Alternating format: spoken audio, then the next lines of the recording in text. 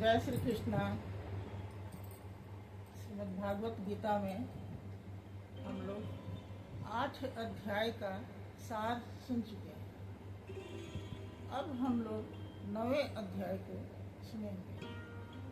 भगवान श्री कृष्ण अर्जुन से कहते हैं 6ठे अध्याय में कि योगी भव अर्जुन, ए अर्जुन योगी हो जा, क्योंकि जो तपस्या करता है, जो यज्ञ करता है, जो दान देता है, इन सब से उत्तम श्रेष्ठ योगी है जो अपने आप को परमात्मा पर फेंक करके अपना जीवन जीता है, वही संभालेगा। ऐसा सोचकर योगी चलता है। योगी की रहनी होती है, वह भाव समाधि में रहता है। वह भक्ति में सिर्फ और सिर्फ परमात्मा के भक्ति में ही उनको तत्व ज्ञान से जानने के लिए लगा रहता है। अब 9वें अध्याय में भगवान श्री कृष्ण इसी को आगे बढ़ाते हुए अर्जुन से कहते हैं कि हे अर्जुन, तुम्हें मैं वह ज्ञान बताऊंगा जो तुम्हें इस दुख रूप संसार से मुक्त कर देगा और तुम्हें सुख प्राप्त करेगा। वह ज्ञान क्या है? कहते हैं वह विज्ञान सहित ज्ञान, विद्याओं का राजा, वह राज विद्या है। राज विद्या राजगुहम पवित्रम इदम उत्तमम। कहते हैं कि वह राज विद्या है, वह गुप्त रखने के योग्य है, अति गोपनीय ज्ञान है, अति पवित्र है, अति उत्तम वह ज्ञान है। वह तुम्हें अब ज्ञान मैं बताता हूँ। कहते हैं कि जिसकी श्रद्धा नहीं रहती है, जिसकी परमात्मा में श्रद्धा नहीं रहती है, पूजा पाठ सब चीज करता है, लेकिन वह श्रद्धा से युक्त, परमात्मा के श्रद्धा से युक्त नहीं होता है, वह आसक्त चित्त वाला होता है, उसे मैं प्राप्त नहीं होता, उसके लिए यह ज्ञान नहीं है। कहते हैं कि मैं हे अर्जुन, मैं अपने प्रकृति को अंगीकार करके और कल्प के आदि में मैं उसे उत्पन्न करता हूँ और कल्प के अंत में उसे विशेष रूप से सजाता और उसकी रचना करता हूँ और विशेष रूप से उसे सजाता हूँ। कल्प का अर्थ होता है परिवर्तन। यहाँ कहते हैं कल्प के आदि में, यानी भजन के प्रारंभ में उसे धीरे धीरे उसे आसुरी संपद से निकालकर धीरे धीरे दैवी संपद में मैं ले जाता हूँ और भजन की पराकाष्ठा जहाँ होती है वह मेरी प्रकृति को प्राप्त करता है। जो प्रकृति से हम लोग उत्पन्न हुए हैं उस प्रकृति के विषय में यहाँ नहीं कह रहे हैं। कहते हैं कि मेरी प्रकृति को वह प्राप्त करता है। वह जो वह होता है, जो पुरुष होता है, वह दृढ़ निश्चय कर लेता है, वह दृढ़ निश्चय ही होता है कि मैं परम तत्व परमात्मा को प्राप्त करूँगा, वह मेरी प्रकृति को प्राप्त करता है। लेकिन जो दूसरी प्रकृति है जिससे यह संसार व्याप्त है, वह भी मेरी ही अध्यक्षता में वह भी चलता है। ऐसा नहीं है कि उसका कोई दूसरा है, वह भी मेरी ही अध्यक्षता में उसका भी जो भी कार्य होता है और उसे जो कर्म करता है, जैसा करता है, मैं उसे वैसा ही फल देता हूँ, क्योंकि वह फल की कामना करता है, वह परमात्मा की कामना नहीं करता है। इसलिए वह जैसा कर्म करता है उसको वैसा मैं फल देता हूँ। कहते हैं कि लोग क्यों नहीं आते हैं, जो मूढ़ स्वभाव के हैं वह क्यों नहीं आते हैं परमात्मा को प्राप्त करने के लिए? तो कहते हैं कि मोघ कर्माणा मोघ ज्ञाना विचेत। राक्षसीम आसुरी च एव प्रकृति मोहिनी स्मृता। वह व्यर्थ के आशा, व्यर्थ के कर्म और व्यर्थ के ज्ञान में ही अपने समय को बर्बाद करते हैं, क्योंकि वह प्रकृति से उत्पन्न हुए मोह में फंसे रहते हैं। राक्षसी और आसुरी भाव को ही वह धारण किए रहते हैं। वह निरंतर एक कामना पूरी हुई तो दूसरी कामना के लिए लालायित हो जाते हैं और वह परमात्मा को प्राप्त करने के लिए वे आगे नहीं बढ़ते हैं। आगे कहते हैं भगवान श्री कृष्ण कि और जो मेरा होता है, जो मेरा भक्त होता है, वह सततम कीर्तयन्तः माम यतन्तः च दृढ़व्रता। कहते हैं नमस्तंच माम भक्त्या नित्य युक्ता उपासते। वह नित्य युक्त मेरे में ही मेरे तत्व को जानने के लिए लगा रहता है, निरंतर वह भजन करता है और वह मेरा भक्त मुझे ही उपासता है। इसलिए वह ऐसा भी है। कहते हैं अगले श्लोक में, इस श्लोक में 15वें श्लोक में कहते हैं कि ज्ञान यज्ञेन च अपि अन्य यजन्ते माम उपासते एकत्वेन पृथक्त्वेन बहुधा बहुधा विश्वतो मुखम। कहते हैं कि वह भक्त जो मेरे को प्राप्त करना चाहता है, वह ज्ञान यज्ञ के द्वारा मुझे प्राप्त कर लेता है, मुझे उपासता है, मेरा पूजन करता है। एकत्वेन एक ही भाव से वह एक ही भाव से विश्व रूप को वह प्राप्त कर लेता है।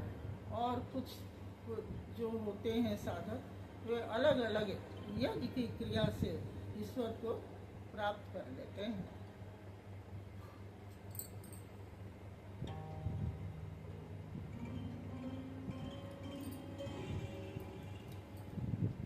यहाँ कहते हैं कि वह ज्ञान यज्ञ से मुझे प्राप्त कर लेते हैं। कहते हैं आगे अपना प्रभाव बताते हैं। भगवान श्री कृष्ण गीता के 9वें अध्याय में स्पष्ट बता दिए हैं कि मैं कौन हूँ। कहते हैं अहम कर्तुम अहम यज्ञ स्वधा अहम औषधम मंत्र अहम एव आद्यम अहम अग्नि अहम होता। कहते हैं मैं ही करता हूँ। वस्तुतः कर्ता के पीछे प्रेरक रूप से मैं उसके अधीन खड़ा होकर उसे प्रेरित करते रहता हूँ। मैं करता हूँ, उसका करता जो मुझे प्राप्त करना चाहता है। कहते हैं यज्ञ मैं हूँ। यज्ञ के भोक्ता तो परमात्मा ही। यज्ञ मैं हूँ। स्वधा कहते हैं, स्वधा का अर्थ होता है विधि, आराधना की विधि में स्वधा मैं हूँ। अर्थात अतीत के अनंत संस्कारों का विलय करना, उन्हें तृप्त कर देना मेरी देन है। औषधम यानी इस भव रोग से पार करा देने का दवा मैं हूँ, औषध। यहाँ कहते हैं कि मैं ही औषध हूँ। और मंत्र मैं हूँ। मंत्र अहम एव आज्यम। कहते हैं कि यजन करने वाला विधि मैं हूँ। और मंत्र अहम हवन, जो कुछ भी होता है संस्कार जिसमें हवन हो जाता है वह मैं हूँ। कहते हैं कि मैं हूँ। मंत्र अहम एव आज्यम। आज्य मतलब हवन होता है, हवि मैं हूँ। यहाँ कहते हैं कि मैं ही हूँ। हवन मैं हूँ अर्थात समर्पण भी मैं ही हूँ। और मेरे से ही प्रकाशित मन, सब प्रवृत्तियाँ जिससे मेरे से प्रकाशित जिसका मन हो जाता है उसका सारा जो विकार होता है मुझ में ही विलीन हो जाता है। अगले श्लोक में कहते हैं, पिता अहम अस्य जगतः माता धाता पितामह वेद्यम पवित्रम ओंकारम ऋक्-शाम यजु एव च। कहते हैं कि पिता, मैं पिता हूँ, यानी मैं पिता हूँ। कहते हैं कि मैं धारण पोषण करने वाला मैं धाता हूँ, मैं माता हूँ, उत्पन्न करने वाला मैं माता हूँ, और धाता यानी धारण करने वाला मैं हूँ। पितामह यानी मूल उद्गम में प्रवेश जो पा जाता है वह भी मैं हूँ। कहते हैं वेद्य पवित्र, वेद में जो ओंकार है वह मैं हूँ। ऋक्-शाम यजु, वेद में जो कहा गया है ऋक्-शाम यजु वह भी मैं हूँ, मैं ही हूँ। ऋक् मतलब होता है संपूर्ण प्रार्थना, शाम का अर्थ होता है समत्व दिलाने वाला जो योग होता है वह शाम। यजु का अर्थ होता है योग अनुष्ठान के उक्त तीनों आवश्यक अंग मुझ में ही होते हैं।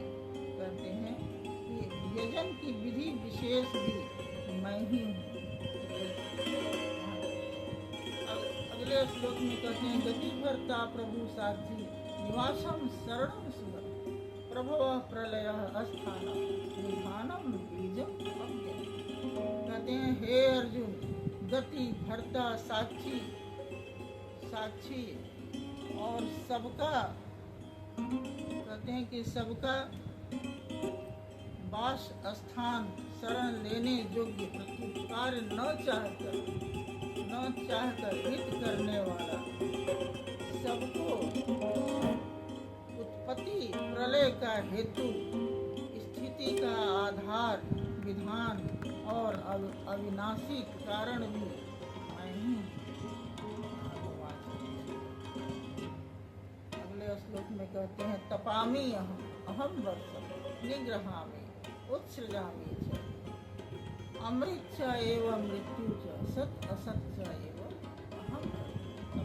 सूर्य रूप में मैं ही तपाता हूँ, वर्षा की आकर्षण मैं करता हूँ, और कहते हैं कि जो मृत्यु से परे अमृत है वह भी मैं उस साधक को प्राप्त करा देता हूँ, और सत्य असत्य भी मैं ही।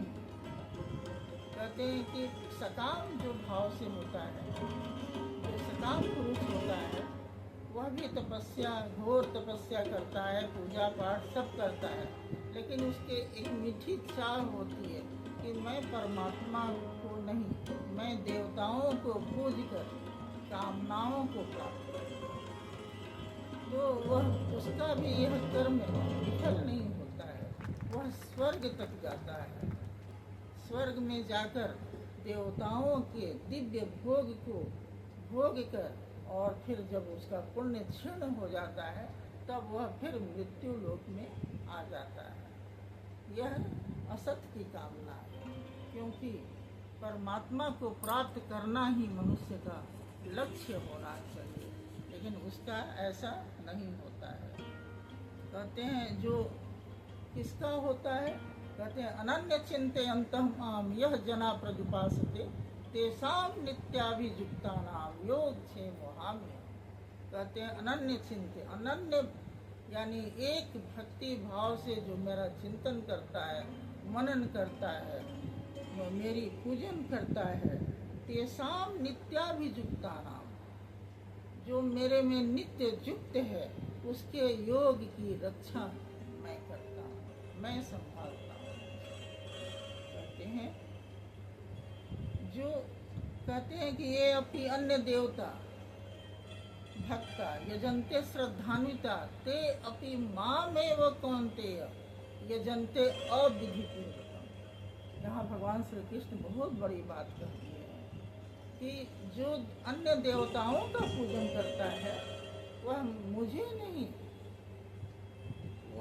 ही पूजता है, लेकिन यह अविधि पूर्वक है, यह अविधि होता है, यह विधि सही नहीं है, ईश्वर को नहीं प्राप्त करता है। क्योंकि अहम ही सर्वयज्ञाना भोक्ता च प्रभुरेव च न तो माम अभिजानाति अतः तत्वेन च्यवन्ति ते। कहते हैं कि मैं ही सर्वयज्ञाना, सभी योग्यों का भोक्ता मैं हूँ, सब कुछ मैं भोगता हूँ, लेकिन तत्व से नहीं जानने के कारण लोग गिरते हैं। कहते हैं यान्ति देवव्रता देवान पितृनियान्ति पितृव्रता भूतानि यान्ति भूतेज्या यान्ति मद्याजिनः। कहते हैं कि जो हे अर्जुन, देवताओं को पूजन करने वाले देवता को प्राप्त होते हैं, पितरों को पूजन करने वाले पितर को प्राप्त होते हैं, और भूतों को पूजन करने वाले भूतों को प्राप्त करते हैं।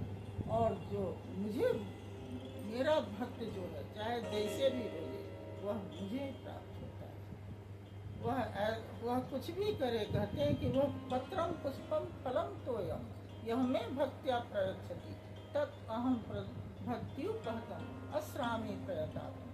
कहते हैं वह मेरा भक्त पत्र पुष्प फल जल जो कुछ भी मुझे अर्पण करता है, मैं उसे प्रेम पूर्वक ग्रहण करता हूँ। कहते हैं मैं उसे ग्रहण करता हूँ। इसलिए हे अर्जुन, यत् करोसि यत् अस्नासि यत् जिहोसि ददासि यत् तपस्यसि कौन्तेय ततः कुरुष्व मदर्पण। कहते हैं कि हे अर्जुन, इसलिए हे अर्जुन, जो कुछ भी करो मुझे अर्पण कर दो। जो खाता है, जो करता है, जो दान देता है, सब मुझे अर्पण कर दो। जो तपस्या करता है, सब मुझे अर्पण कर दो, तभी मैं प्राप्त हो सकता हूँ। कहते हैं शुभ अशुभ फलय एवं मोक्ष से कर्म बंधन है। कहते हैं मोक्ष से कर्म बंधन है। संन्यास जोग युक्त आत्मा विमुक्तो माम उपस्थित। कर्मों का संन्यास, न्यास ही संन्यास जोग युक्त चित्त वाला जो होता है, वह शुभ अशुभ फल रूप कर्म से विमुक्त हो जाता है, मुक्त हो जाता है। इसलिए कहते हैं कि हे अर्जुन, यद्यपि मैं सब भूतों में समभाव से व्यापक हूँ, ऐसा नहीं है कि कोई मेरा प्रिय है कोई मेरा अप्रिय है, मैं समभाव से हूँ। फिर भी मैं कहते हैं मेरा जो भक्त है, जो अनन्य भक्ति से लगा है, ये भजन्ति तू माम भक्त्या मयि तेषु च अपि अहम्। वह जो मेरा भक्त सिर्फ मुझे भजता है, मैं उसमें हूँ और वह मुझमें है। कहते हैं अपि चेतसु दुराचार भजते माम अनन्य भाव साधु एवं समंतव्य सम्यक व्यवसित ही। कहते हैं यदि कोई दुराचारी भी मुझे अनन्य भक्ति से मेरा भक्ति करता है, वह साधु मानने योग्य। क्षिप्रम भवति धर्मात्मा शाश्वत शांति निगच्छति कौन्तेय प्रतिजानीहि न मे भक्त प्रणश्यति। कहते हैं वह शीघ्र ही महात्मा बन जाता है, वह धर्मात्मा बन जाता है और परम शांति को प्राप्त करता है। इसलिए हे अर्जुन, मेरा भक्त गिरता नहीं, चाहे वह जैसे भी बने, एक भक्ति से जो लगा हुआ है वह कभी नहीं गिरता है, कभी नहीं वह गिरता है। माम ही कहते हैं जो स्त्री वैश्य शूद्र, जो पापी, जो नीच योनि के हैं, वह भी मुझे अनन्य भक्ति से नित्य युक्त मुझसे नियुक्त है, वह मुझे ही प्राप्त करता है। फिर ब्राह्मण और राजर्षि का क्या कहना है, वे भी मुझे ही जो भी मुझे भजता है वे मुझको ही प्राप्त होता है। अंतिम 34वें श्लोक में निर्णय देते हैं, हे अर्जुन, मनमना भव मद्भक्तम मद्याजी माम नमस्कुरु माम एव यस्ससि जित्वा एवं मम आत्मा आत्मपरायण कहते हैं कि मेरे हे अर्जुन मुझ में मन लगा, मेरा भजन कर, मेरा पूजन कर, मुझको प्रणाम कर। इस प्रकार मेरी शरण हुआ आत्मा को मुझ में नियुक्त करके मेरे परायण होकर मुझको ही प्राप्त होता है। जो इस तरह करता है यह राज विद्या है। जो इस तरह से करता है यह बड़ा ही सुगम धर्म है, बड़ा ही सरल है। यह राज विद्या योग है। नवें अध्याय का नाम भी राज विद्या योग है। हरि ओम।